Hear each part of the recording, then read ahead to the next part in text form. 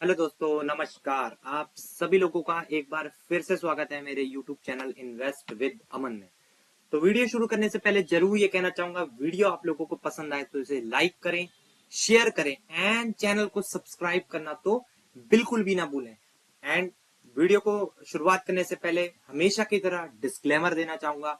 इस वीडियो में बताए गए किसी भी स्टॉक को आपको बाय सेल या होल्ड का रिकमेंडेशन बिल्कुल भी नहीं समझना है। आपको बाय सेल या होल्ड जो है अपने फाइनेंशियल एडवाइजर से कंसल्ट करने के बाद ही करना चाहिए। तो इस वीडियो को आप एजुकेशनल पर्पस के तौर पे जरूर देख सकते हैं। तो चलिए वीडियो को स्टार्ट कर लेते हैं। तो आज हम, जैसे कि थंबनेल से आपको पता लग ही गया होगा, आज हम दो कंपनीज का कंपैरिजन करने वाले हैं एंड ये दोनों ही एक स्मॉल मिड कैप टाइप की आईटी कंपनीज हैं। अगेन आपको बता दूं, ये दोनों ही एक आईटी कंपनीज हैं, स्मॉल कैप टाइप की आईटी कंपनीज हैं। इन दोनों का हम डिटेल में थोड़ा सा जानने की कोशिश करेंगे कि ये कंपनियां क्या करती हैं एंड किस प्रकार से क्या बिजनेस है एंड क्या इनमें डिफरेंस है दोनों ही कंपनीज में। तो चलिए वीडियो को और आगे बढ़ा लेते हैं। तो सबसे पहले तो आज के दिन के निफ्टी 50 की बात करें, जो पिछले 4-5 दिन से चल रहा है, आज के दिन भी वही चलते हुए देखने को मिला। लगभग पिछले 4-5-6 दिन से लगातार बाजार जो है एक ही रेंज में कंसोलिडेट कर रहा है, नीचे नहीं जा रहा है लेकिन ऊपर भी नहीं जा रहा है। अगेन आप एक महीने के चार्ट पैटर्न से भी आपको ये चीज क्लियरली देखने को मिलेगी कि बाजार एक ही रेंज में घूम रहा है लगभग 20 जनवरी से। हालांकि 6 महीने में देखे तो गिरावट है, लेकिन हाँ, एक महीने से बाजार ने थोड़ा गिरना जरूर यहाँ पे बंद कर दिया है, लेकिन बाजार जो है एक ही जगह पे कंसोलिडेट कर रहा है। अच्छी बात है कि ज्यादा बाजार नीचे नहीं जा रहा है, लेकिन तेजी कब आएगी, क्या ये कंसोलिडेशन ऐसे ही जारी रहेगा या और नीचे जाएगा, ये बॉटम आउट करना किसी को भी पता नहीं होता है। अगर ये कोई चीजें बोल रहा है कि हाँ उसको पता है, तो या तो वो भगवान है या तो वो झूठ बोल रहा है। ये शब्द आपको पता ही है, एक महान बड़े इन्वेस्टर्स के हैं और बड़े बड़े सारे इन्वेस्टर्स यही चीजें फॉलो भी करते हैं। उनको ये चीज पता है कि कोई भी इस चीज को प्रेडिक्ट कर ही नहीं सकता है। आपको ध्यान देना है अपने स्टॉक के ऊपर कि आपका स्टॉक, आपका बिजनेस, जिस जिस स्टॉक में आपने पैसा लगाया उसका बिजनेस किस तरह से परफॉर्म कर रहा है। जितने भी बड़े इन्वेस्टर्स आपको उठा के आप देखेंगे, उनका फोकस हमेशा बिजनेस पे ही रहता है।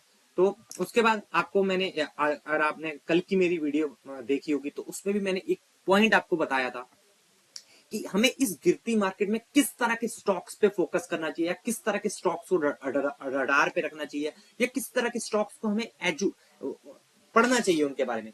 तो एक सबसे अच्छा पैरामीटर जो होता है ऐसी मार्केट्स में, देखिए मार्केट तो देखिए, अगर निफ्टी 50 भी देखें तो लगभग 3% के रिटर्न है एंड टॉप लेवल से 12-13% डाउन है। तो हमें ऐसे स्टॉक्स पे फोकस करना है जो इसी सेम टाइम पीरियड में, जो निफ्टी 50 12-13% गिरा है, हमें ऐसे स्टॉक्स को फाइंड करना है या तो वो इस पीरियड में गिरे ही ना हो, और अगर गिरे भी हो तो वो निफ्टी 50 से भी कम गिरे हो। यानी कि 12% यहाँ पे हमें दिखाई दे रहा है कि निफ्टी 50 12-12.5% क्रैक हो गया है। तो हमें ऐसे स्टॉक्स पे ज्यादा फोकस करना है जो 12% से कम गिरे हो या फिर पॉजिटिव उन्होंने रिटर्न दिया हो। तो देखिए, अगर गिरती मार्केट में कोई शेयर आपके जो इंडेक्स है उससे कम गिर रहा है, या वो कम गिर रहा है या वो प्रॉफिट या फिर वो ग्रीन में है, तो इट मींस वो शेयर बहुत ही ज्यादा स्ट्रॉन्ग पोजीशन में है, उसके पास अर्निंग्स की पावर होगी। यानी कि जो क्वार्टरली नंबर्स होंगे वहां पे उसने बहुत ही ज्यादा शानदार नंबर दिखाए हुए। इसी वजह से बाजार, गिरते बाजार में भी या तो वो बाजार को आउट परफॉर्म कर रहा है, और अगर आउट परफॉर्म नहीं भी कर पा रहा तो बाजार जितना नहीं गिर रहा है। तो ये एक सबसे बड़ा पैरामीटर होता है।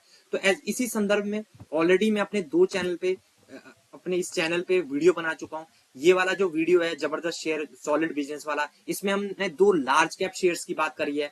एंड जो इससे पहले वाला वीडियो है, ये 3 स्टॉक्स फंडामेंटल स्टॉक 30% डाउन, ये एक मिड कैप कंपनीज के बारे में हमने बात करी है। एंड आज के वीडियो में हम दोनों स्मॉल कैप टाइप की कंपनीज की बात करने वाले हैं। एंड वैसे ही ये वाला एग्जांपल आप देख सकते हैं, स्मॉल कैप इंडेक्स अगर देखेंगे एक महीने में डाउन, थोड़ा सा नेट स्लो है, 6 महीने में भी देखेंगे तो डाउन ही देखने को आपको मिल जाएगा। ठीक है, एंड एक साल की बात करें तो यहाँ पे अगेन आपको टॉप लेवल से अगर आप देखेंगे तो 12-13-20% के आसपास की गिरावट है। ठीक है, वही चीज आप मिड कैप में भी देख सकते हैं, टॉप लेवल से ये भी काफी अच्छा खासा ब्रूटल गिरावट हो चुकी होगी, इसमें 18% की 6 महीने में गिरावट। तो ये जो दोनों स्टॉक्स हैं, अगर इन दोनों का हम यहाँ पे कंपैरिजन करते हैं, ये देखिए पहला हमने ज़ेनसार खोला, अगर एक साल का खोलेंगे तो ये देखिए 53% के पॉजिटिव रिटर्न्स हैं।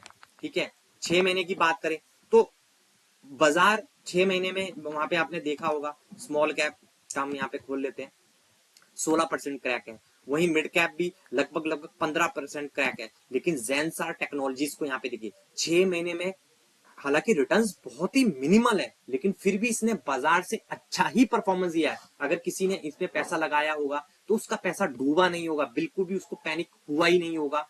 ठीक है, जो लॉन्ग टर्म प्लेयर है अगेन। ठीक है, और वही सेकंड कंपनी रेडिंगटन लिमिटेड, इसका भी अगर हम देखें 1 साल में आपको पॉजिटिव रिटर्न मिलेंगे। ठीक है, 6 महीने की भी बात करें तो यहाँ पे जरूर गिरावट जरूर हुई होगी, लेकिन आप देख सकते हैं 19% के रिटर्न है। तो आप देख सकते हैं कि ऐसे स्टॉक्स को ही हमें ज्यादा फोकस करना है जो गिरती मार्केट में या तो कम गिरे या तो फिर बाजार को भी आउट परफॉर्म करे, यानी कि पॉजिटिव रिटर्न दे। नेगेटिव साइड में मैं नहीं बोल रहा हूं, पॉजिटिव रिटर्न दे। तो चलिए इसी संदर्भ में वीडियो को हम स्टार्ट कर लेते हैं। तो सबसे पहले पढ़ने की कोशिश करते हैं कि जेंसार टेक्नोलॉजीज क्या क्या काम करती है, किस तरह की कंपनीज है। तो आप पढ़ सकते हैं यहाँ पे Zensar Technology is a leading digital solution and technology service company. It is a part of the Mumbai-based RPG Group. तो RPG Group की कंपनी है, बड़े ग्रुप की कंपनी है, and is a headquarter in Pune. ठीक है, ये तो नॉर्मल सी चीज है। It operates in 2 segments: application management service and infrastructure management service. तो 2 तरह की सर्विस पे ये काम करते हैं। It is focus on industry vertical such as high tech, manufacturing, consumer services, and banking, financial services, and insurance. They have offices located in India, USA, UK, and Europe and Africa. तो आप देख सकते हैं यहाँ पे ये काम करती है। बाकी की पॉइंट्स को भी यहाँ पे आप क्लिक करके पढ़ सकते हैं। थोड़ा सा नेट स्लो चल रहा है, माफी चाहूंगा इस चीज के लिए। 1 मिनट, चल ही नहीं रहा है शायद। ठीक है, हाँ ये ओपन हो गया, सॉरी। तो आपकी पॉइंट्स भी देख सकते हैं, ये चीज हमने पहले ही पढ़ ली। डिजिटल एंड एप्लीकेशन सर्विसेज से 82% का इनका रेवेन्यू आता है। डिजिटल फाउंडेशन सर्विस से 18% का इनका रेवेन्यू आता है। ठीक है, और कहाँ से ज्यादा कमाते हैं? हाईटेक से 27%, मैन्युफैक्चरिंग से 25%, बैंकिंग से 38%, health care and life sciences से 10%। कहाँ से पैसा कमाते हैं? यूएस से 67%, यूरोप से 21%, अफ्रीका से 12%। टॉप 5 क्लाइंट्स की बात करें 31% का रेवेन्यू यहाँ से आया है। टॉप 10 क्लाइंट्स की बात करें 42% का रेवेन्यू, और टॉप 20 की बात करें 68% का रेवेन्यू ये कमाते हैं। ठीक है, तो ऑर्डर बुक भी अगर आप देखें FY24 में $698 मिलियन की थी, जो कि अच्छी बात है। ठीक है, तो ये बेसिक डिटेल्स थी हमारी जेंसार टेक्नोलॉजीज की। ठीक है, तो नेक्स्ट स्टॉक पे आ जाते हैं, हम डिटेल में आगे भी चर्चा करेंगे, पर देख लेते हैं रेडिंगटन लिमिटेड। तो इसका भी मैंने आपको बता ही दिया है। ठीक है, कि ये भी कम गिरा हुआ है, इसके बारे में पढ़ लेते हैं। तो established in the year 1993, Redington Limited is a leading distributor of IT and mobility products. तो ये प्रोडक्ट्स को ज्यादा सप्लाई करने की तरफ है। ठीक है, and provide of supply chain management solution and support services in India, the middle east, Turkey and Africa. यहाँ पे यूएस का नाम आपको देखने को नहीं मिल रहा होगा। ठीक है, रीड मोर पे कर लेते हैं और भी चीजें। ठीक है, the company procures IT and mobility products from the vendors, handles distribution logistics, sells the same to reseller and dealers. The company has periodically added new products to its portfolio and continues to provide ancillary service like after sales, third party logistics through the subsidiaries companies. Currently company has 3 automated distribution centers in Chennai, Calcutta and Dubai. Product की बात करें क्या क्या करते हैं ये, including PCs, notebook, tablets, printing solutions, server storage software, networking solutions, security solutions, smartphones, cloud licensing, subscription services, solar green energy product services and BPM। तो एक तरह से हम कह सकते हैं रेडिंगटन जो है वो एक तरह से प्रोडक्ट मतलब जो फिजिकल प्रोडक्ट है उसके साथ डील ज्यादा करते हैं, एंड जो जेंसार है वो सॉफ्टवेयर के ऊपर काम करती है। ठीक है, ब्रांड पार्टनर्स आप देख सकते हैं, एप्पल के साथ पार्टनरशिप है इनकी, नोकिया, Amazon वेब सर्विसेज, ठीक है, SanDisk, Red Hat, Acer, Canon. तो आप देख सकते हैं बहुत ही बड़े बड़े ब्रांड्स हैं। वेयर हाउसेज भी आप बात करें, कंपनी है 16+ own service centres, 19+ partner service centre and 200+ warehouses encompassing over 7.7 million square feet warehouses हैं। ठीक है, company generate 46% revenue from the CISA, Singapore, India and South Africa, and the 47% from the rest of the world. ठीक है, कहां से पैसा कमाते हैं वेंडर के तौर पर। टॉप वेंडर्स इनके कौन है? एप्पल से 30%, एचपी से 11%, डेल से 7%, लिनोवो से 6%, सैमसंग से 5%। ठीक है, अब बात कर लेते हैं मोबिलिटी सॉल्यूशन से 35% ब्रेकअप है इनका, एंड पॉइंट सॉल्यूशन से 33%, टेक्नोलॉजी सॉल्यूशन ग्रुप से 26%, क्लाउड सॉल्यूशन से 3%। ठीक है, इंडियन सब्सिडरीज की बात करें यहाँ पे पढ़ सकते हैं। ठीक है, फॉरेन की भी बात कर सकते हैं यहाँ पे, स्ट्रेटेजिक अलायंस की बात करें तो ये सब चीजें आपको पढ़नी चाहिए, आप भी जाके इसको गो थ्रू जरूर कर सकते हैं। तो ये तो हमने बेसिक जानकारी दी। अब इन दोनों में हम कंपैरिजन भी एक बार देख लेते हैं कि क्या क्या मेन कंपैरिजन है। तो व्हाट दे सेल, तो रेडिंगटन की बात करें आईटी प्रोडक्ट्स जैसे ये लैपटॉप, मोबाइल्स एंड सॉफ्टवेयर वगैरह बेचती है। जेंसर क्या करती है? वही डिजिटल सॉल्यूशन देती है आपको, एप्स, क्लाउड, एआई वगैरह। हाउ दे वर्क, वो काम कैसे करते हैं? तो distributes technology products, and Zensar क्या करती है? Develop, manage and tech solutions देती है। Who are their customer? Retailers, business and online stores. वहीं जेंसर के banks, hospitals, ecommerce, tech firms. Type of business trading and distribution में ये काम करते हैं। ये करते हैं IT services, software and development में। कहां पे इनकी प्रेजेंस है आप देख सकते हैं, इंडिया, मिडल ईस्ट, अफ्रीका। वहीं जेंसर की देखें तो globally mostly US, UK and India की बात कर लेते हैं। ठीक है, तो ये तो थी बेसिक जानकारी बिजनेस की, कि एक तो सॉफ्टवेयर जिसको हम, आपको पता है ये सॉफ्टवेयर हम उस चीज को बोलते हैं जिसको हम टच ना कर सके, एंड हार्डवेयर जिसको हम टच कर सकते हैं, फील कर सकते हैं। ठीक है, तो ये एक तरह से हार्डवेयर बेस्ड है, हार्डवेयर इधर उधर से खरीदती है और बेचती है। ठीक है, आईटी के से रिलेटेड ज्यादा करती है, ऑटो से रिलेटेड, एंड ये एक सॉफ्टवेयर कंपनी है। ठीक है, तो सबसे पहले जेंसर की बात कर लेते हैं। 808 का प्राइस चल रहा है। एक साल की बात करें आपको अच्छे ही रिटर्न्स देखने को मिल रहे हैं 53% के। 5 साल की बात करें, यहाँ पे एक बार अपडेट हो जाएगा, थोड़ा सा नेट स्लो चल रहा है यहाँ पे मेरा, 444% के शानदार रिटर्न है।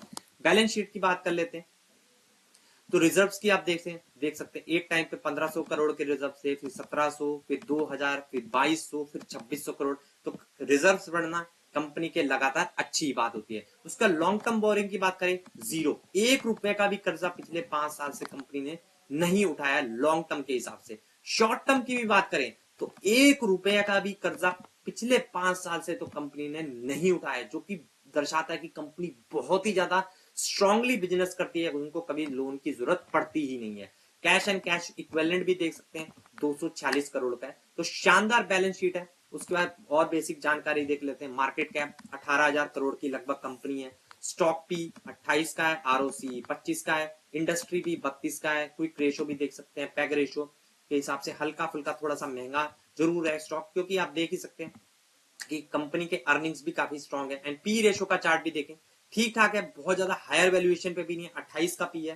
हिस्टोरिकल भी देखें तो ठीक ही है, इतना ही इसका रेंज में चलता है। ठीक है, तो बहुत ज्यादा महंगा या सस्ता तो मैं नहीं कहूंगा इसको, मिडल मिडल ही है, ओके ओके ही मैं कहूंगा।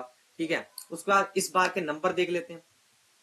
तो सेल्स की ग्रोथ अगर हम यहाँ पे चेक करें तो यहाँ पे इस बार इन्होंने डबल डिजिट ग्रोथ दिखाई दी, इसी वजह से शायद स्टॉक में अच्छी खासी रैली भी हुई। एंड दिसंबर के देखिए नंबर हालांकि फ्लैट ही थे यहाँ पे, ठीक है, एंड मार्जिन भी लगभग लगभग फ्लैट ही थे, लेकिन स्टॉक फिर भी इतना उस लेवल से नहीं गिरा है, क्योंकि शायद उम्मीद ये लगाई थी बाजार ने कि इनके नंबर कमजोर आएंगे, लेकिन इन्होंने उम्मीद से अच्छे नंबर दिखाए। और खासतौर पे आई थिंक यहाँ पे जो सेल्स के नंबर आए थे, सेल्स कंपनी ने काफी अच्छा किया था डबल डिजिट ग्रोथ में, शायद इसी वजह से कंपनी ने इसको मार्केट ने जो है इसको ज्यादा पनिश किया भी नहीं।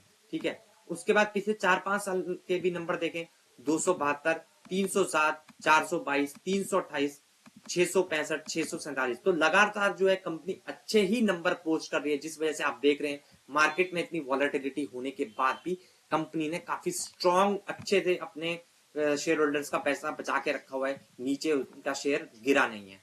ठीक है, उसके बाद शेयर होल्डिंग पैटर्न की भी बात करें तो काफी टाइम से आप देख रहे हैं प्रमोटर्स काफी कांस्टेंट है, 49% की हिस्सेदारी प्रमोटर्स के पास है, एफआईएस के पास 15% है, डीआईएस के पास 19-20% की हिस्सेदारी है, पब्लिक के पास भी 16% की हिस्सेदारी है। एफआईएस को अगर मैं यहाँ पे थोड़ा सा जूम करूं तो यहाँ पे आप देख सकते हैं गोल्डमैन सैक्स ने यहाँ पे दिसंबर महीने में अपनी जो है शेयर होल्डिंग बढ़ाई थी, 1.77 से बढ़ा, सॉरी यहाँ पे क्वार्टरली करना पड़ेगा, 1.88 से बढ़ाकर उन्होंने सीधा 2.25 पे ले गई थी। यहाँ देखिए है तो ये पॉजिटिव पॉइंट, लेकिन हमने इनको ब्लाइंडली कभी भी फॉलो नहीं करना है कि गोल्डमैन सैक्स ने यहाँ पे स्टॉक्स उठाए हैं तो हम भी उठा लेंगे, नहीं। आपको ये हो सकता है मे बी, क्योंकि जब अगला जो अपडेट यहाँ पे जनवरी मंथ का आएगा उसका डेटा तो हमारे पास है ही नहीं, जब मार्च मंथ में अपडेट होगा तो हो सकता है वो बेच के निकल गए हो, तो ये चीज आपको पता नहीं है। लेकिन हाँ, यहाँ पे हिस्सेदारी उन्होंने जरूर बढ़ाई थी, उन्होंने बेचा है या नहीं ये तो हमें 3 महीने बाद ही पता चलेगा। तो ब्लाइंडली कभी भी इन चीजों को फॉलो नहीं करना चाहिए। लेकिन हाँ, अगर कोई बड़ा इंस्टीट्यूशन यहाँ पे बाइंग कर रहा है तो एक अच्छी बात होती है। वैसे ही आप HDFC का देख सकते हैं, उन्होंने भी थोड़ी सी हिस्सेदारी बढ़ाई थी, यहाँ पे थोड़ी सी कम करी गई, यहाँ पे कांस्टेंट है। ठीक है, तो कुल मिला के देखा जाए ठीक ठाक ही बैलेंस शीट है एंड कंपनी का परफॉर्मेंस भी, नंबर भी ठीक ठाक ही देखने को मिल रहे हैं। तो ये थी हमारी पहली कंपनी। दूसरी कंपनी की बात कर लेते हैं, रेडिंगटन। इसका भी देखें 5 साल की हिस्ट्री एक बार चेक कर लेते हैं। तो यहाँ पे भी 310% के शानदार रिटर्न्स देखने को मिल रहे हैं। उसके बाद बैलेंस शीट, पहले थोड़ा बहुत रिजर्व्स वगैरह चेक कर लेते हैं। रिजर्व्स की बात करें 1700 के होते थे, 1900, 2300, 3800, 3400, 3500 करोड़, तो अच्छे खासे रिजर्व देखने को मिल रहे हैं। लॉन्ग टर्म बोरिंग की बात करें, कर्जे की बात करें, जीरो, पिछले 5 साल में 1 रुपए का भी कर्जा नहीं लिया है। हालांकि शॉर्ट टर्म देखिए यहाँ पे थोड़ा बहुत कर्जा इस कंपनी के ऊपर जरूर है, क्योंकि रेडिंगटन मैंने आपको जैसा कि बताया था ये हार्डवेयर रीसेल करते हैं या डिस्ट्रीब्यूट करते हैं, तो इनको शायद लोन की इतनी जरूरत पड़ भी जाती है। और उन्होंने हालांकि लॉन्ग टर्म उन्होंने पिछले 5 साल में नहीं लिया, अच्छी बात है। शॉर्ट टर्म का मतलब होता है आपको ये लोन 1 साल के अंदर अंदर निकालना होता है, तो कोई दिक्कत की बात नहीं। ठीक है, क्योंकि इनका बिजनेस का नेचर भी थोड़ा थोड़ा सा अलग है, क्योंकि वो सॉफ्टवेयर में, प्योर सॉफ्टवेयर में काम करती है और ये थोड़ा हार्डवेयर टाइप में काम ज्यादा करती है। कैश एंड कैश इक्विवेलेंट की बात करें तो वो भी 139 करोड़ का है, तो काफी शानदार बैलेंस शीट है इसकी भी। रेडिंगटन की बात करें 19,000 करोड़ की कंपनी, स्टॉक भी 15 का है, इंडस्ट्री भी 31 का है, पैग रेशो के हिसाब से भी ठीक ठाक ही है कंपनी। ठीक है, पी रेशो का भी चार्ट पैटर्न देख लेते हैं पिछले 5 साल का, 1 सेकेंड। ठीक है, तो यहाँ पे भी देख सकते हैं पी रेशो कोई बहुत ज्यादा हायर वैल्यूएशन पे नहीं है, ठीक ठाक ही है, एक ही रेंज में है। पिछले 4-5 साल पहले जो था 2021 में, उससे भी नीचे ही ये कंपनी अभी भी देखने को मिल रही है। ठीक है, उसके बाद इस बार के नंबर्स की बात कर लेते हैं एंड सेल्स ग्रोथ की भी बात करें कंपनी की, तो सेल्स ग्रोथ भी देख सकते हैं आप। पिछले 2 क्वार्टर से जो है कंपनी काफी शानदार प्रदर्शन कर रही है and double digit sales growth लाने में कामयाब हो रही है। उसके बाद कंपनी की बात करें 348 करोड़ का मुनाफा 403 करोड़ पे पहुंच गया था year on year basis, and quarterly basis पे भी देखें 283 का 403 हो गया था।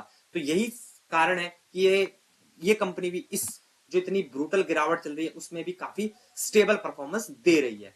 2020 से बात करें 534, 788, 1315, 1439, 1239, तो यहाँ पे डिप जरूर हुआ है लेकिन कंपनी कमबैक जरूर कर सकती है। और ये देखिए दूसरी चीज, यहाँ पे ऑपरेटिंग प्रॉफिट मार्जिन भी आपको कम देखने को मिलेंगे। जैसा कि मैंने आपको बताया, ये एक तरह से रिटेलर वाली कंपनी है, वहां से माल उठाती है दूसरी तरफ देती है, तो इनके मार्जिन हमेशा थोड़े से कम ही मिलेंगे। वहीं जेंसार की अगर हम देखें, यहाँ पे हमने मार्जिन पे थोड़ा फोकस नहीं किया था, तो मार्जिन देख सकते हैं यहाँ पे 14, 15, 12, 18% के इनके मार्जिन रहते ही हैं। ठीक है, तो उसके बाद सीधा शेयर होल्डिंग पैटर्न पे चले जाते हैं, तो आप देख सकते हैं यहाँ पे 58% की हिस्सेदारी जो है एफआईएस के पास है, डीआईएस के 18, 18.25% है, पब्लिक के पास 22-23% के आसपास की हिस्सेदारी है। ठीक है, तो कुल मिला के दोनों ही कंपनी को हमने अच्छे से स्टडी कर लिए, देख लेते हैं यहाँ पे किसी ने अभी बाइंग करी है या नहीं। ठीक है, तो यहाँ पे ऐसा कोई बड़ी बाइंग तो नहीं हुई है। ठीक है, डीआईएस की भी एक बार देख लेते हैं, चेक कर लेते हैं।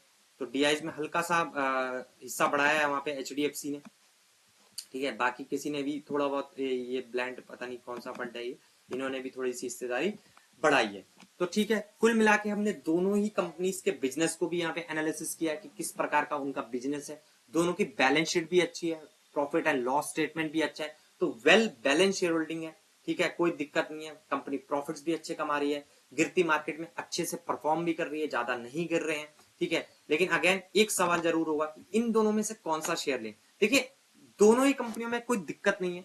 ठीक है, लेकिन हाँ, अगर आपको मार्जिन वगैरह देखना है कि मार्जिन के बेसिस पे देखा जाए तो जेंसार टेक्नोलॉजी के मार्जिन भी अच्छे। देखिए कम मार्जिन होने से दिक्कत ये होती है कि अगर थोड़ी सी भी अगर ऊंच नीच हुई तो वो जो है सीधा मार्जिन अगर 2 के 1 हुए तो प्रॉफिट्स उनका एकदम से बहुत कम हो जाता है। और जब मार्जिन कम हो जाते हैं तो दिक्कत ये होती है कि कंपनी को ज्यादा से ज्यादा वो जो है वॉल्यूम में ज्यादा काम करते हैं, क्योंकि उनके पास मार्जिन की कमी है।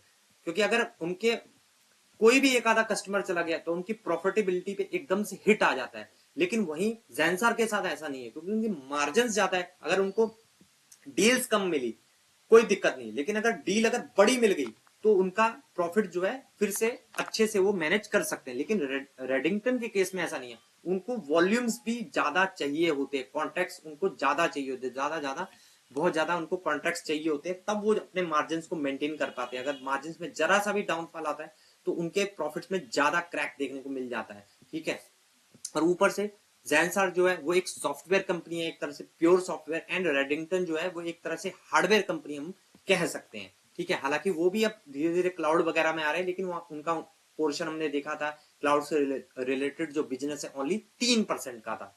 ठीक है, तो ठीक है, इस वीडियो में आई होप आपको सारे पॉइंट्स अच्छे से समझ आ गए होंगे, मैं समझाने में आपको कामयाब रहा होगा।